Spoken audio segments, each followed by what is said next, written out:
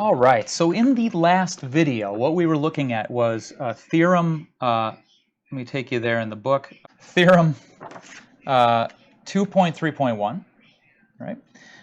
And it says how to determine when we can expect to find a solution to a differential equation and when we can expect that solution to be unique. This theorem gives us sufficient conditions. That means that these conditions are enough to conclude that we either have a solution or that the solution exists and is unique. If the theorem isn't satisfied, it doesn't mean a solution doesn't exist. It just doesn't say anything. But if the theorem is satisfied, we do know a solution exists. Okay, so let's look back at the examples that we were looking at in the last video and go through them by hand without just looking at the pictures. Okay, so the first differential equation that we looked at was y prime equals x squared plus y squared. And let me consider this with the initial condition y of 1 equals 0.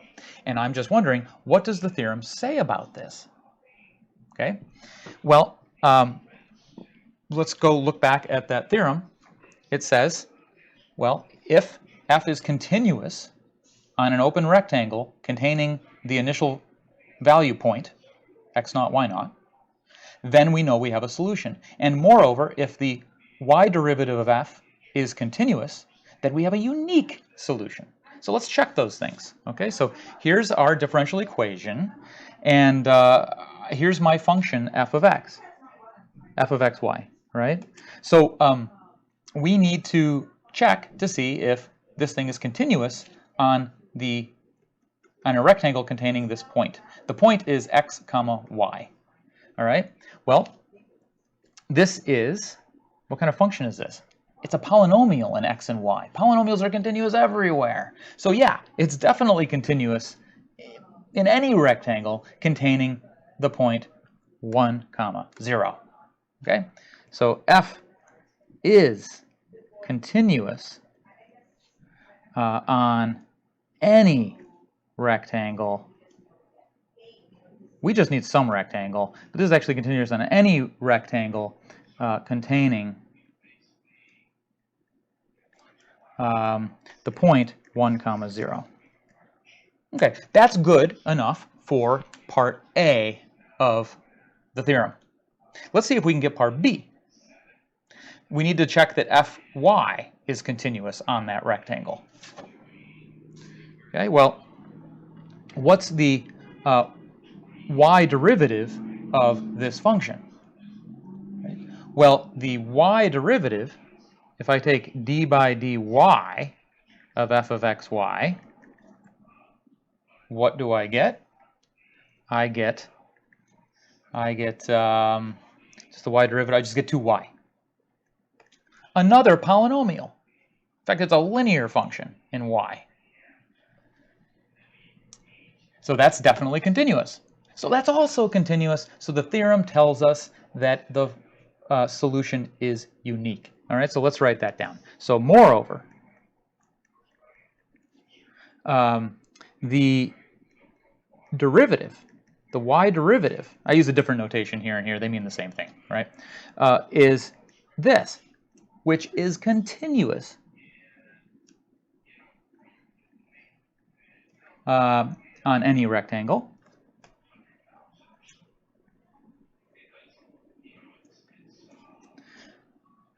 So, according to Theorem 2.3.1, a unique solution exists through that point, right? So, according to Theorem 2.3.1, a unique, let's emphasize that because that's important. A unique, if we can show uniqueness, that's fantastic. A unique solution exists on some open interval. I don't need to say subinterval here because it's fine. An interval containing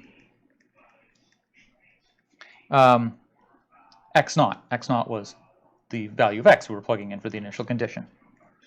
The reason they said subinterval is because they were referring back to the rectangle. We didn't specify what rectangle, so it doesn't really make sense to say subinterval, because subinterval of what? Well, I just said any rectangle works. So subinterval is just this leads to something else that you have to go define. Like you have to answer that question. Subinterval of what? So what is this saying? This is saying that if we draw a little picture here, when x was 1, y was 0. So here we are. Let me draw the y-axis. This is the x-axis. So when x was 1, y was 0. So we're going through this point. The theorem is saying there is some interval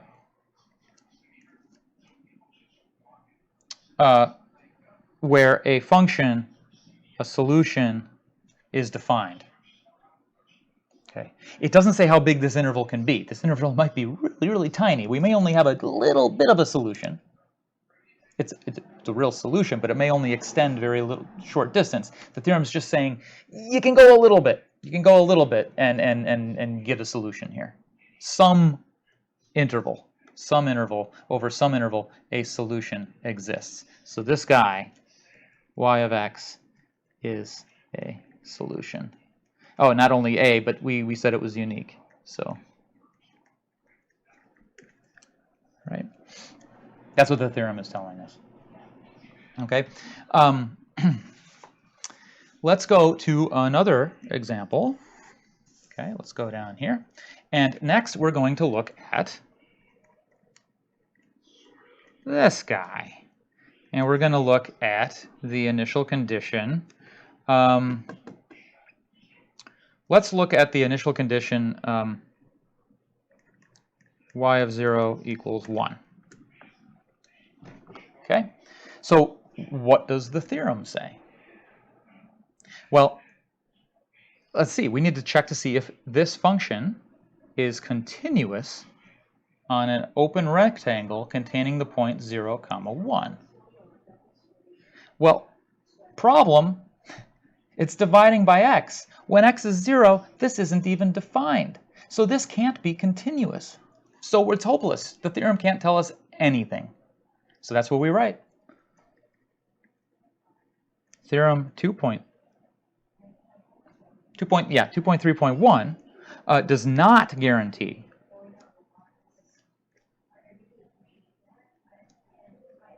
a solution. Because, let's explain why. Because y over x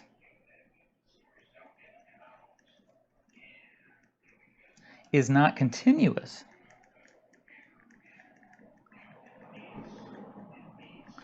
at the point 0, 1. Does this mean that a solution doesn't exist? No, it doesn't. It does not mean that. It just means that the theorem doesn't guarantee that one does. To say that a solution doesn't exist, we'd have to go do something else. What would we do? Let's go do it. Let's investigate this. We were curious. Okay, well, wait a minute. Does a solution exist or not? Let's check it out. So how would we solve this? Well, this differential equation is... Actually, before I tell you, pause the video. See if you can think of how you'd solve this. So take a minute. So go ahead and solve it. Okay, so coming back, hopefully you solve this. You realize that this was separable. Divide both sides by y. Okay. Now we can anti-differentiate both sides as we dealt with separable equations. Go watch that video if you don't recall. Anti-differentiate both sides. The antiderivative of this is log absolute value y, natural log of absolute value y. The antiderivative of the right-hand side is log absolute value x plus a constant. We always get a constant in the general solution. Take the inverse function of the log of both sides. Use the properties of exponents like we did in those other videos. You see that this constant becomes a different constant, and the exponential function of log cancel out. You get x. The absolute values go away because we can absorb them into this constant. All right, any plus or minus can be absorbed into this constant. So we get this. Well, looking good so far. Looks like we are getting solutions, right? Well, we're not done. We haven't checked the initial condition. So let's go check that. The initial condition says that when x is 0, y has to be 1. So I'm going to plug in 1 for y, 0 for x. Okay? So let's go see what that tells us. That says that when x is 0, y is 1. So 1 equals a times 0. Uh-oh. Uh-oh. That is nonsensical, right? There is no a that can possibly make this equation true. It's always the equation 0 equals, what will n equals 0. It's hopeless. There's no a that can work, and therefore this can't be a solution. Right? So this means no solution. So the theorem didn't guarantee a solution, and in fact, there is none. We can actually verify it right here by going through the steps. Okay?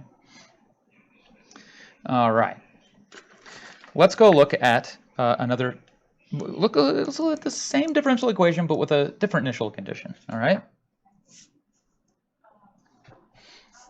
All righty. So let's look at y prime equals y over x, and the initial condition y of 0 equals 0.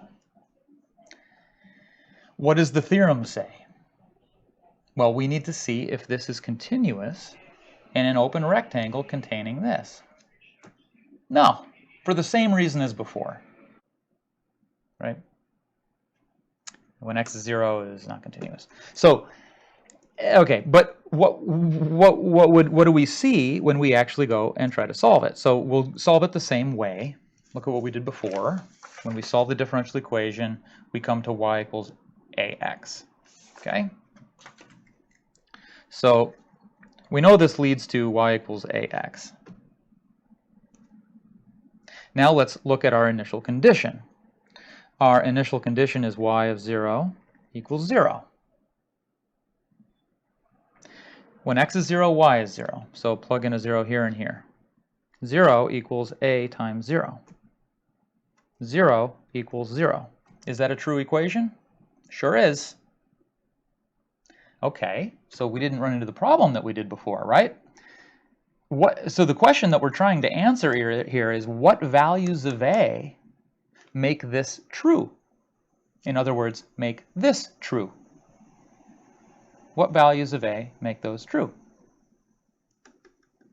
Anything. Any number works. So that means I can plug in anything for a and I get a solution. So I actually have an infinite number of solutions here. Right? Any a works. All right. So what we're seeing in this case is that y equals ax is a solution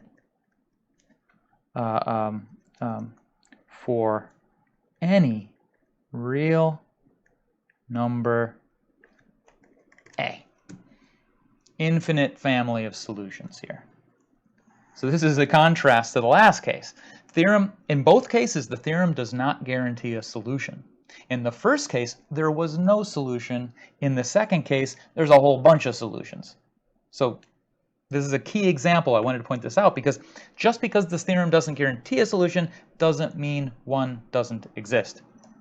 You could have them and you could have lots. All right? All right, let's keep going. Let's look at, what do I have next for you? I have the one that I said I liked in the last video, so this is a neat one. Y prime equals 2 root y. And the first initial, we're going to look at this with several initial conditions like we did with the last one. First one I'm going to look at is y of 2 equals 1. Okay, what does the theorem say? Well, I need to verify whether this is a continuous function in a rectangle containing the point 2, 1. Okay, we know that this can have issues, right? I can't take the square root of a negative number, and when y is equal to 0, the derivative is discontinuous, right? So we know we got issues at y equals 0. But look at this. Here I'm at the point 2, 1. 1 is not that close to 0. I mean, it's close, but we can make a rectangle around this point that does not hit y equals 0. So we can make a rectangle where this works. Let me just draw a little picture here.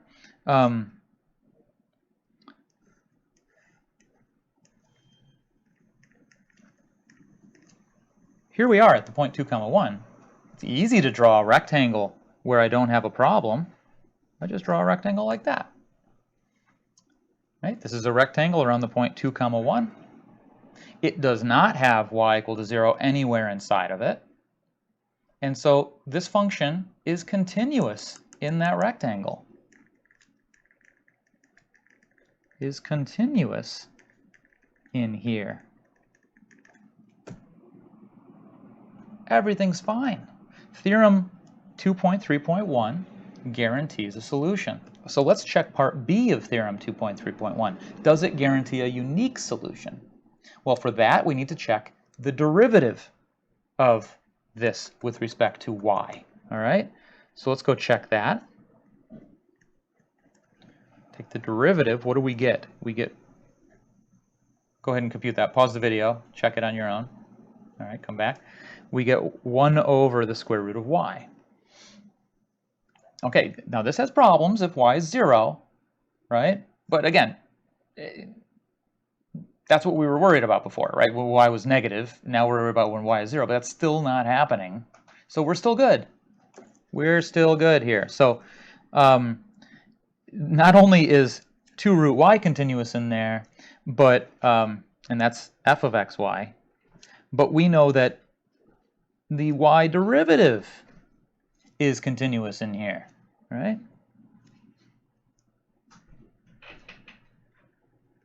Yippee, right? Both of them are. We can use part B of the theorem, right? And so the solution is actually defined above some interval here. So this solution might look something like this, the curve. Okay, look back in the previous video to see what the solution actually looks like. Now, what if I change this? What if instead of y at 2 equals 1, I said y at 2 equals 0? What happens then? Okay, so y prime equals 2 root y. Y of 2 equals 0. All right. Okay, so here's the thing. You might say, well, square root of y, I can take square root of 0. I'm good. I can take square root of 0. But check out the theorem. It doesn't just say, is the function defined? It says, is it continuous on an open rectangle containing the point? All right, so this point has to be, the values of our initial condition have to fit here and here, right? And I have to be able to find A and B and C and D so that x is between A and B and x0 is between A and B and y0 is between C and D. Between, not equal to, strictly between, which means I need to go a little bit below 0, right? And that's where our problem is going to come in. So let me draw a little picture. 2, 0. Here we are. I can draw a rectangle where I don't have a problem, where I just come down and just go up, right? But this needs, the y value needs to be between a c and a d. So the c has to be a little bit less.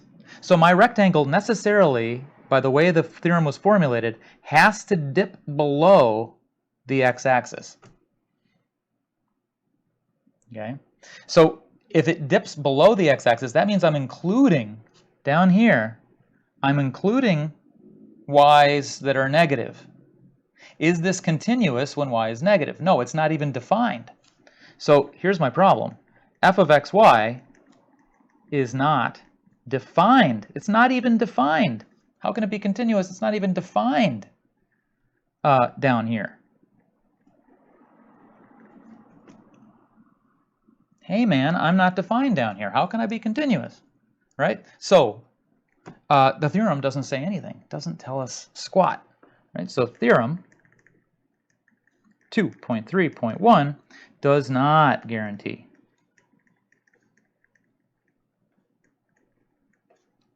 a solution.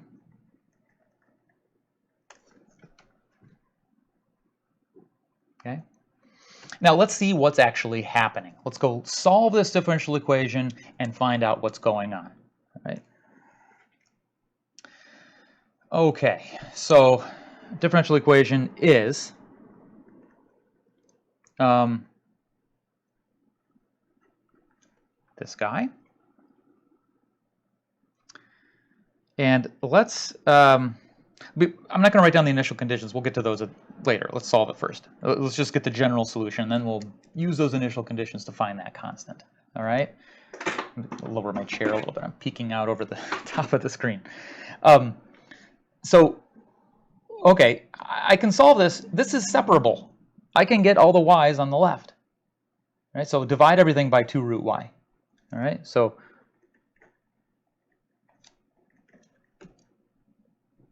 all right, anti-differentiate both sides. Pause the video, see if you can come up with what is the antiderivative of this with respect to x. Okay, so coming back, hopefully you got this. The antiderivative of this is this. Anti-differentiate 1 with respect to x, you get x plus a constant. Okay, so let's see what we can do here. I want to solve this for y, right? So y equals x plus c squared. Okay, got a solution. Looking good.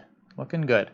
So what I want to do is I want to check our initial conditions. The first initial condition we looked at was y of 2 equals 1. Let's check that one. Y of 2 equals 1. We're saying x is 2. Y is 1. So I'm going to plug in 2 in place of x and a 1 in place of y.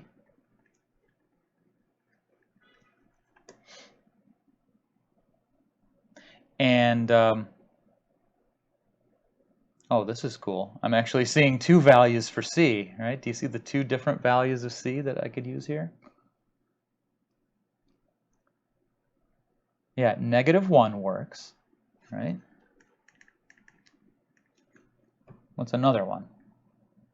-3. There's 2 values that work. All right. So it looks like I'm getting 2 solutions. Y equals x. So I'm just going back to here, right? Plug in the -1 for c, minus 1 squared. Or the other possibility is when I plug in -3 for c. I'll write that down here. Y equals x minus 3 squared. Yeah, look, what's going on here? Because when we did this, we said that the theorem guarantees a unique solution. Why am I getting 2? What's wrong? This is a unique solution. I'm getting 2 different solutions. Well, these both go through this point. If I plug in 2 for x, I get 1 for y. What's going on? Pause the video, see if you can figure out what's going on. Okay, welcome back. Did you figure it out? Okay, so what you should have seen, one thing you should always do when you get to an answer, check it. Check it, check it, check it. Any class, right? I know we do this less and less as we get in higher levels of math because we get more confident, but still got to check it. So plug this in here, right? Well, let's take this first one, okay? I got to check the left-hand side. Y prime is equal to 2 times x minus 1. What about 2 root y? What's that? 2 times the square root of this. Pause the video and check it if you think you see what's going on. Don't let me just spout out stuff in front of you. But okay, let's, assuming you've done that, see what's going on here. If I take the square root of something squared, what do I get? Square root of x squared. Is it x? It's not. It's not x. It's absolute value x. Just think about it. If you take -2, square it, take the square root. What do you get? +2. You get the absolute value back. So that's what's happening here. I'm actually getting 2 times the absolute value of x minus 1. Oops, that's an absolute value. Are these the same? Oh, okay. Sometimes, right? If x is greater than or equal to 1, then both of these are positive, and so the absolute value is the same as this. So these agree when x is greater than or equal to 1. But what about when x is less than 1? No, because when x is less than 1, this is negative, but this is not. Okay? So what this is telling us is that this is a solution only when x is greater than or equal to 1. Okay? So what we're seeing here, this is a symbol for therefore. Therefore, y equals x minus 1 squared is a solution only for x greater than or equal to 1. What about this other guy? Check the same thing. Look at y prime and look at 2 root y. Y prime is 2x minus 3. What's 2 root y? It's 2 times the absolute value of x minus 3. When are these the same?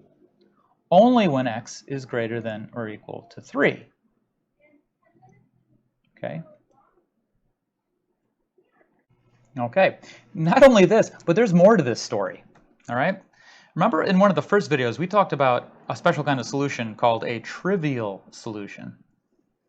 That's the solution y equals 0. Is that always a solution? No. But when it is, we call it the trivial solution. Is that a solution here? Is the trivial function y equals 0 a solution? Well, the derivative of 0 is 0. The square root of 0 is 0. Yeah. Yeah, so we actually have one more. Now, the problem is that one doesn't satisfy the initial condition, okay? But I'm going to write it down here because it's gonna play a role, all right? Is a solution not satisfying the, well, let me just write the initial condition, y of 2 equals 1. This is going to play a pivotal role in what we're going to see next. Now, remember, we know a unique solution exists. The theorem guaranteed that. So how are we going to put these together to get a unique solution? Okay. So, 1, 2, 3. One of our quote-unquote solutions was this one. It's a solution when x is greater than or equal to 1. All right, x minus 1 squared. What is that? X minus 1 squared is a parabola. So if I drew the left half, it would go like this. The right half goes up like this. It's a parabola. That's one of our solutions that we found.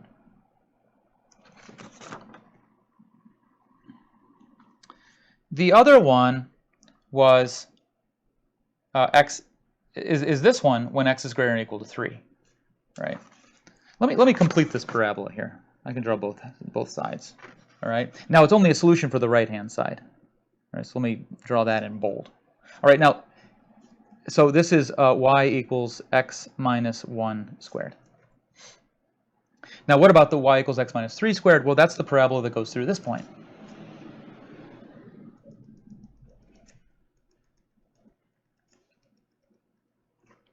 And we said it could only be a solution when x was greater than or equal to 3. So that would be this half.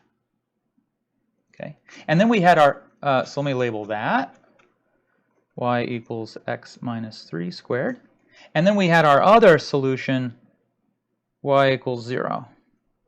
It goes like this along the x-axis.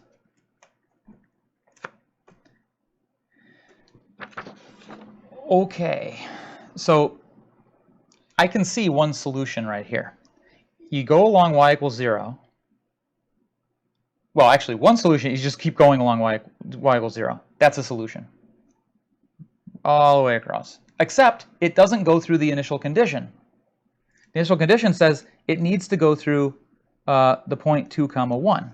Right? That's what this is. So actually, no, I was wrong. That's not a solution. It doesn't take the initial condition. The only way you can get it to get up there is to go along y equals 0 and then shift gears and then go up this curve. That's a solution. You go along here and then you come off the x-axis and come up, and then you'll hit this point. You need to hit this point. All right? You can't come down this side because remember, this wasn't a solution when x is less than 1. So you can't use this half. Right? So you can't have this parabola. But what you can have is this guy that goes up like this. That's a solution. So how could you get this other guy into the works? Well, you can't come along this way and then come up this because I will have missed the initial condition. It won't satisfy this. So then you might say, well, I'll come down this way. But you can't do that because this wasn't a solution when x was less than 3. So this part is off limits. This and this are off limits. We can't use those because we said that x had to be greater than or equal to 1 for the first one and x had to be greater than or equal to 3 for the other one. So that cuts off those left-hand sides. And look, if I go up here and go up this way, I miss that initial condition. So the only solution that I can get out of this is this one here. It goes along until I get to here and goes up. You really have to look at all this to really figure that out, right? So even though I got 3 different answers here, turns out it really only makes sense that one combination of them can work. And this is what the theorem was talking about. The theorem was saying that in this rectangle, there is only one solution. And that was true. This wasn't one of them, because that's when x is less than 3. And the theorem was guaranteeing that in that rectangle, we do have this little bit. And in fact, we found out more. We actually found out the entire solution actually goes along and then takes a turn, comes up off the x-axis, and goes up like this. So there actually is a unique solution, even though we were coming up with several functions. So those, what we call these, when you go through a mathematical, when you go through mathematics and come up with other things that seem like solutions but in the end aren't, those are called extraneous solutions. So this guy, we call that extraneous solution. Had nothing to do with the actual solution in the end. This was part of the solution, and this was part of the solution if we take x less than 1, right, and use this one. And then you can get this combination with this equal to that. So how would I write down the solution as a function? So here's the solution. How do I piece together 2 functions? You write them piecewise. Y of x is one of 2 things. It's equal to 0 when x is less than 1, and it's equal to x minus 1 squared for x greater than or equal to 1. I could have put the or equal to here instead of here, but it doesn't matter. It's a piecewise defined function. That's why I think this differential equation I think is really neat, because you need a piecewise defined function to even describe the solution. So I'll let you think about on your own those other. We looked at other initial conditions for this, right? Think about those other initial conditions and what would have to be the solution in those cases. Okay, but I'm going to stop the video here. All right. So I'll see you in the next one.